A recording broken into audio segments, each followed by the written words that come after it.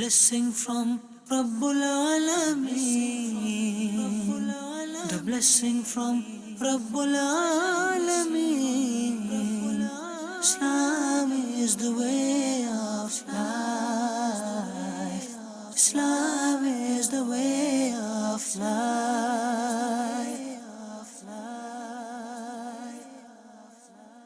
Alhamdulillahi Rabbil Alameen. Wassalatu wassalamu ala sayyidil mursaleen.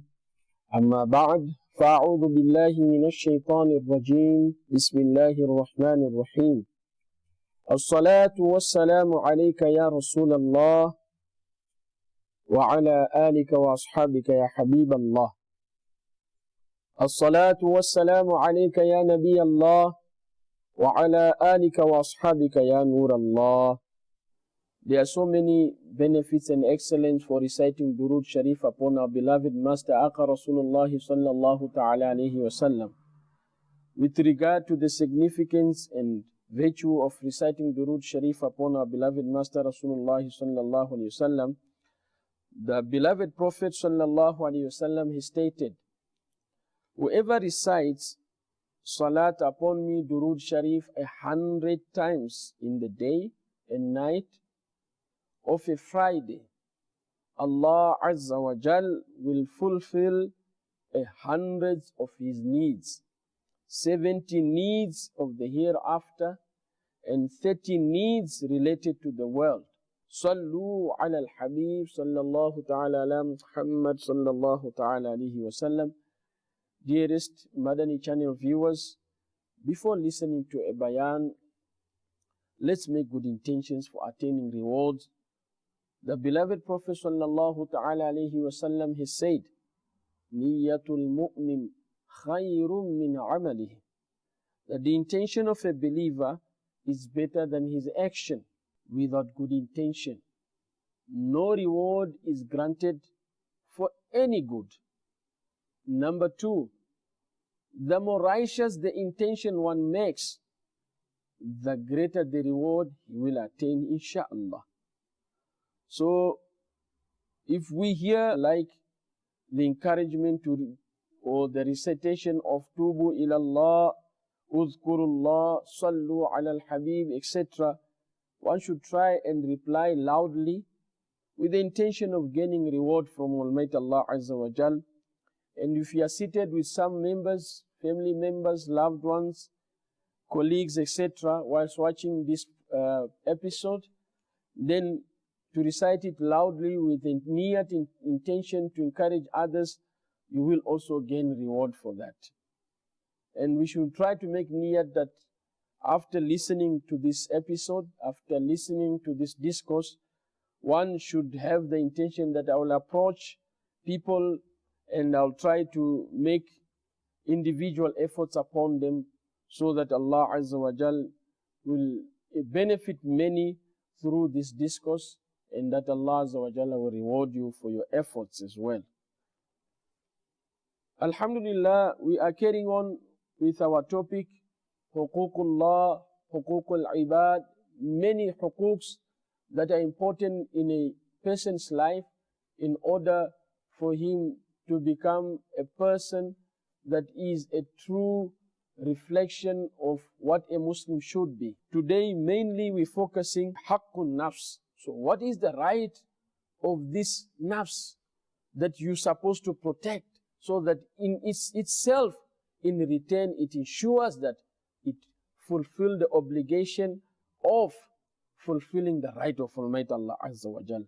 وَأَمَّا حَقُّ نَفْسِكَ عَلَيْكَ فَأَن تَسْتَوْفِيهَا فِي طَاعَةِ اللَّهِ فَتُؤَدِّي إِلَى لِسَانِكَ حَقَّهُ وَإِلَى سَمْعِكَ حَقَّهُ وَإِلَى بَصَرِكَ حَقَّهُ وَإِلَى يَدِكَ حَقَّهُ وَإِلَى رِجْلِكَ حَقَّهَا وَإِلَى بَطْنِكَ حَقَّهُ وَإِلَى فَرْجِكَ حَقَّهُ وَتَسْتَعِينَ بِاللَّهِ عَلَى ذَلِكَ.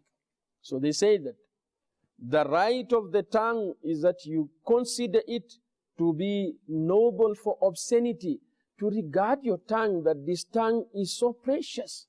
Allah Azza wa Jalla has given me, has favored me Allah Azza wa Jalla has given me a special gift by giving me this tongue.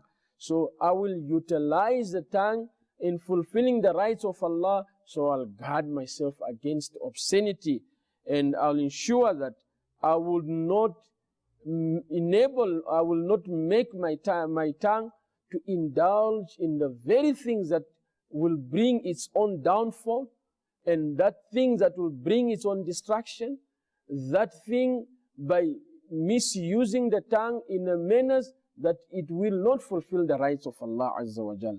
So the tongue, the right of the tongue is that you consider it is too precious. It was too noble. It is so precious for you to say obscenity, for you to use words which are not good, or accustom it to good, so that it remains subservient, it remains observant of the rights of Almighty Allah Azza wa Jal.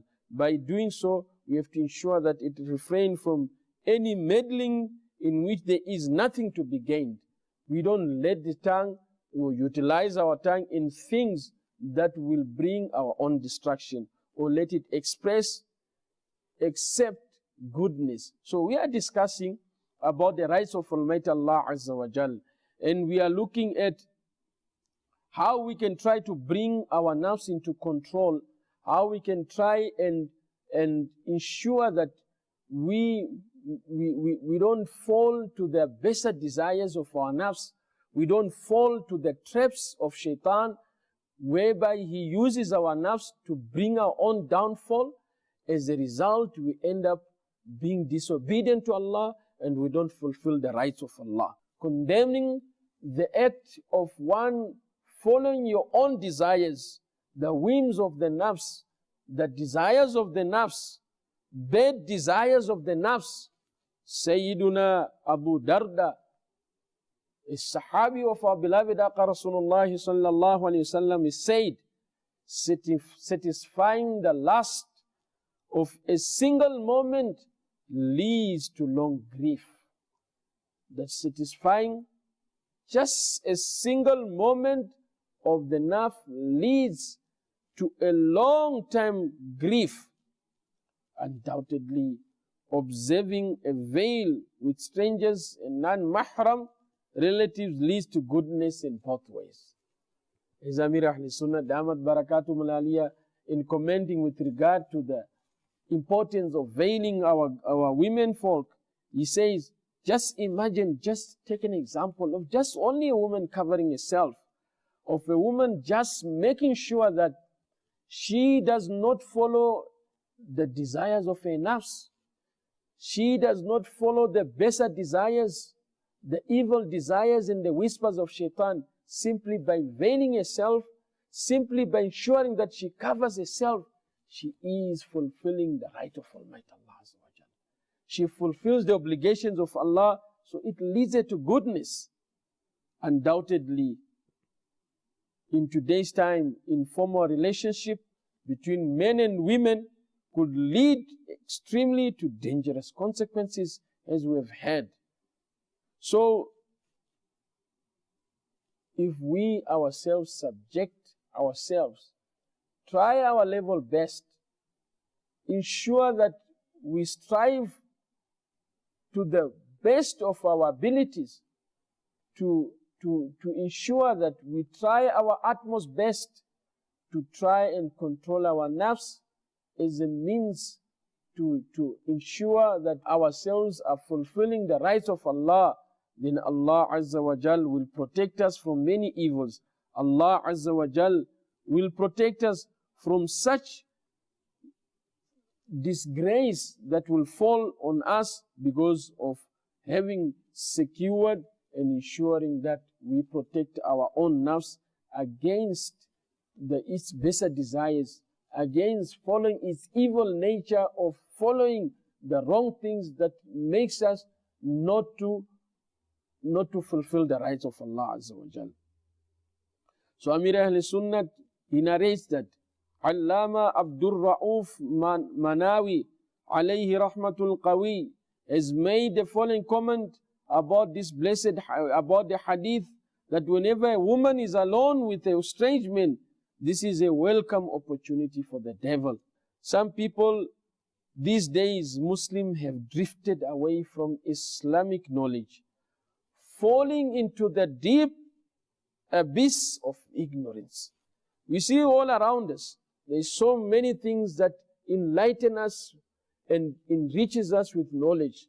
But if you look around us, when it comes to the commission of sins, in today's time, it is as if we are living the age of ignorance. It is as if once again we are baked to ayami jahiliyyah because of following our baser desires. So Amir al-Sunnah said, it is of extremely importance that we remember Allah and that we absolutely prevent ourselves from following the baser desires, and that we make sure that whatever excuses the evil nafs orders us to do, we don't follow those demands of the nafs.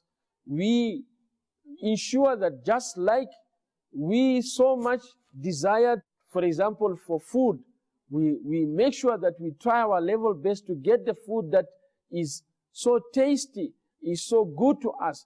In the same way, we should seek those means that will enable us to make sure that the nafs does not command us, does not lead us into the traps of shaitan, whereby we do not fulfill the rights of Allah.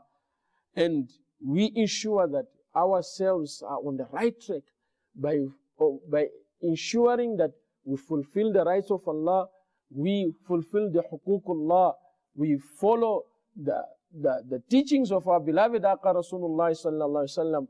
We mold ourselves with the sunnah of our Nabi sallallahu alaihi wasallam. That will enable us that each and every moment of our life, that there is that fear of that I do not want to fall into the traps of shaitan, and in the result I don't fulfill the rights of Allah.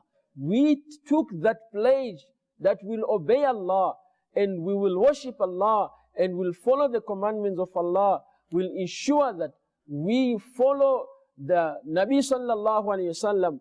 We decorate our lives with the characteristics of Nabi sallallahu alaihi wasallam, beautiful character, and we mold ourselves as much as possible according to the manner in which he lived his life in this world, so that we can fulfill the rights of Allah. Nobody has ever fulfilled the rights of Allah like our beloved Nabi sallallahu alaihi wasallam. We make dua to Almighty Allah Azza wa Jalla to enable us that inshallah we'll be able to fulfill the rights of Allah by controlling our nafs. Ameen bijahi Nabi al-Amin wa sallallahu ta'ala alayhi wa sallam. Sallu ala al-Habib sallallahu ta'ala ala Muhammad sallallahu ta'ala alayhi wa sallam.